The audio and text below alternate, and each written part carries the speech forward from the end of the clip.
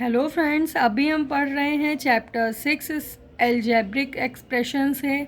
इसमें पहले हम स्टार्टिंग से इसके कुछ कॉन्सेप्ट्स हैं, कुछ टर्म्स हैं, पहले हम उनको समझेंगे, उसके बाद हम आगे के क्वेश्चंस को सॉल्व करेंगे। इसमें सबसे पहले दो चीज़ें दी हुई हैं, कॉन्स्टेंट्स एंड वेरिएबल्स।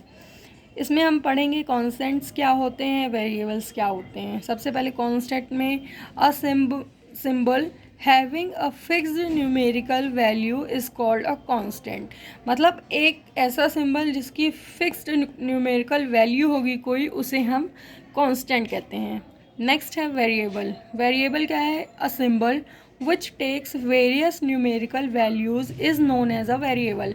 मतलब एक ऐसा सिंबल जो वेरियस न्यूमेरिकल वैल्यूज़ को टेक करे, उसे हम क्या बोलेंगे? वेरिएबल। मीन्स जिसकी वैल्यू फिक्स है वो कांस्टेंट, और जिसकी वैल्यू चेंज होती रहती है वो है वेरिएबल। इस तरह से ये दोनों क्लियर हैं गाइस। अब हम एग्जांपल से समझेंगे कि जैसे पेरीमीटर है स्क्वायर का, उसकी साइड है एस, पेरीमीटर है पी, तब हम फॉर्मूला कैसे रिप्रेजेंट करते हैं? P is equal to 4 into S. P perimeter हो गया और 4 इंटू एस इसका फॉर्मूला हो गया, एस यहाँ पे साइड हो गया। तब पी एन एस क्या हो गए? इसके वेरिएबल्स हो गए, ये वेरी करते रहेंगे, लेकिन 4 जो है यहाँ पे कांस्टेंट है। ये 4 मीन्स 4 ही रहेगा। पी कुछ भी हो सकता है, एस कुछ भी हो सकता है। इसी तरीके से अगर हम सर्कमफ्रेंस देखें सर्कल का, अगर सर्कमफ्रेंस हम सी से रिप्रेजेंट करेंगे, रेडियस आर से, तो फॉर्मूला क्या हो जाएगा? C is equal to 2 pi r. अब यहाँ पे सी क्या है? ये वेरिएबल है। 2 कांस्टेंट है, पाई कांस्टेंट है, आर वेरिएबल है। सी और आर की वैल्यू बदलती रहेगी, बट 2 तो 2 है और 2 ही रहेगा, और पाई की भी एक फिक्स्ड वैल्यू है 22/7 या तो 3.14। इस तरह से ये दोनों टर्म्स क्लियर हैं guys.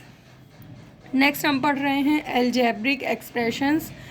A combination of constants and variables connected by sum और all of the 4 fundamental operations plus minus multiplication and divide is called an algebraic expressions.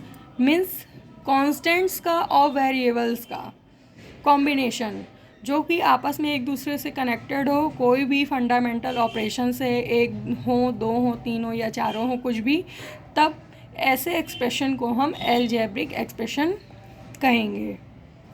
अब एल्जेब्रिक एक्सप्रेशंस में भी बहुत सारे टर्म्स हो सकते हैं।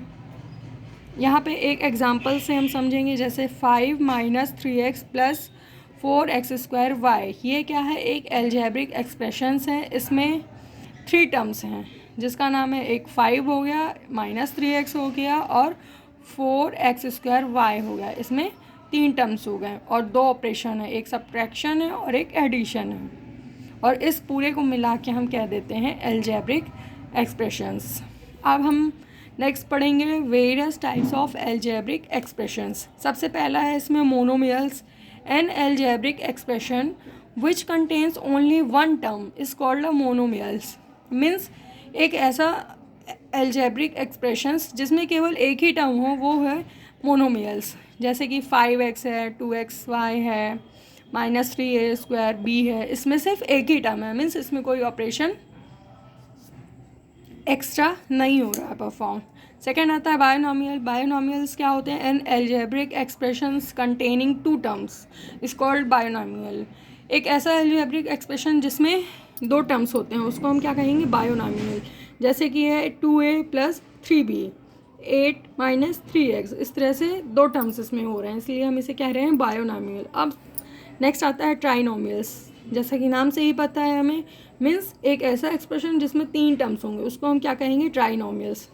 एग्जाम्पल के लिए देखेंगे, a + 2b + 5c, ये क्या हो गया? एक ट्राइनोमियल्स हो गया। इसमें 3 टर्म्स हैं, 1 2 3। नेक्स्ट क्या है? क्वाड्रिनोमियल्स। क्वाड्री मीन्स 4, मतलब एक ऐसा एक्सप्रेशन, एल्जेब्रिक एक्सप्रेशन जिसमें 4 टर्म्स होते हैं, उसको हम क्वाड्रिनोमियल्स कहते हैं। एग्जाम्पल के लिए ये है x + y + z - 5, यहाँ पे 4 टर्म्स हैं। नेक्स्ट है पॉलिनोमियल्स। पॉलिनोमियल्स क्या होते हैं? एक ऐसा एक्सप्रेशन जिसमें 2 और मोर टर्म्स हों, उसको हम पॉलिनोमियल्स कह देते हैं। नेक्स्ट इसमें एक और चीज़ दी हुई है, फैक्टर्स। फैक्टर्स क्या होते हैं? Each term of an algebraic expression consist of a product of constants and variable. A constant factor is called numerical factor while a variable factor is known as a literal factor. तो factor क्या होता है, हर एक term जो है algebraic expression में consist करता है प्रोडक्ट ऑफ कॉन्स्टेंट्स को और वेरिएबल्स को. तो कांस्टेंट फैक्टर को हम न्यूमेरिकल फैक्टर कह देते हैं और जो वेरिएबल फैक्टर रहता है उसे हम लिटरल फैक्टर कह देते हैं. अब नेक्स्ट टर्म दिया है कोएफिशिएंट. कोएफिशिएंट क्या होता है, in a term of an algebraic expression any of the factors with the sign of the term is called a coefficient of the product of the other factors in that term.